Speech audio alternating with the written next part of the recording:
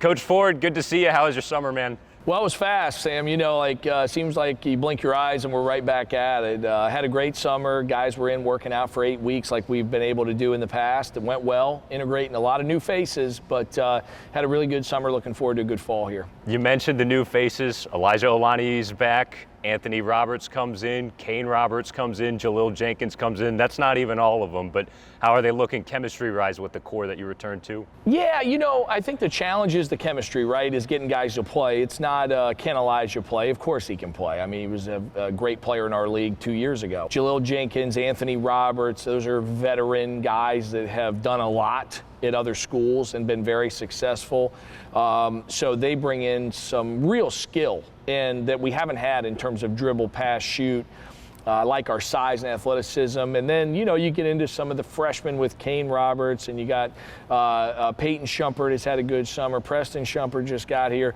Tanaj Petway, junior college transfer, has done well. So we do have a lot of new guys to blend in. I mean, it's really half our team. But I think moving forward, it's going to be like that every year. With the portal, the world has just changed. I think we're going to be half new faces every year, and you need the summer and you need the preseason to kind of get guys acclimated to each other. You also have a core back, Sales, Green, Policelli, Stevenson Moore, Rodriguez. How have they improved? Yeah, I've been happy that the older guys that are returning have come back with a little bit of chip on their shoulder. We've got 5-6 guys back that averaged, we have 5 guys back that averaged 9 or more. We have 1 guy back that averaged 7 or 8, and that's Omar, who dealt with a lot of injuries, and he did it in limited minutes because he was playing through stuff. You know, you've got a half a dozen guys there that are capable of averaging double figures. Then we brought in 3 transfers that scored like crazy other places. We're not going to have 9 guys average double figures. So some guys have to accept roles. And the reality is we weren't successful last year by the standards that we're held to. And if it was held to team GPA and citizenship, we were wonderful. Unfortunately, they look at the scoreboard, and we were not a great team. We were a below average team. We weren't awful, but we were below average, and that certainly is not our expectation. And so now, instead of coming in with a whole new team, we actually are returning a half a dozen guys who have had good games and know what it takes to win. So we got a lot of balls in the air to juggle right now, but I like the talent. I mean, you come in and it's obvious there are players in the gym. But, you know, good individual players get you beat, potential get you beat. We got to have a good team on the floor that knows how to play together. We've got about 2 months until tip-off at George Mason, also going to Kansas and Florida in your non-con. And then you open up in the league with 3 of your first 4 games against the last 3 league champions, Vermont, Hartford, and UMBC. What are your thoughts on the schedule?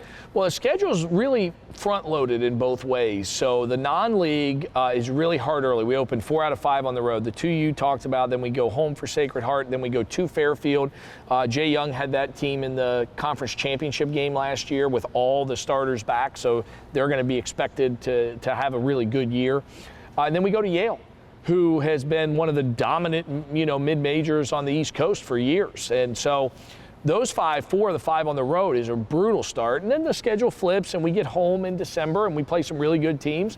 You know, Hofstra has had our number for years. We got to get that turned around. We play St. Peter's, who had a nice team. We play Bryant, who's one of the better teams in the NEC. We play Wagner, who won their league. So we play a lot of really good teams, but they're in our building. And hopefully we can get a little win streak going. And then we head into league. And we do. We actually play New Hampshire twice and Vermont twice before the halfway point of the league. So like 4 of our first 9 games are against 2 teams that are going to be picked up in the top 2-3 of the league.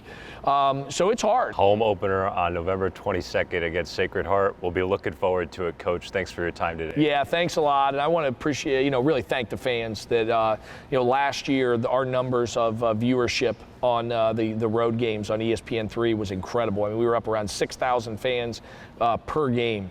That's an awesome number, and it was the highest number in our league by a significant margin. It shows the fan base's commitment. I can't wait to just get people back in the building and get this place rocking again and really make it hard on opponents to come in here and win. Get that number up for home attendance in person. Absolutely. Be looking forward to it. Go Seawolves. Thanks, Sam.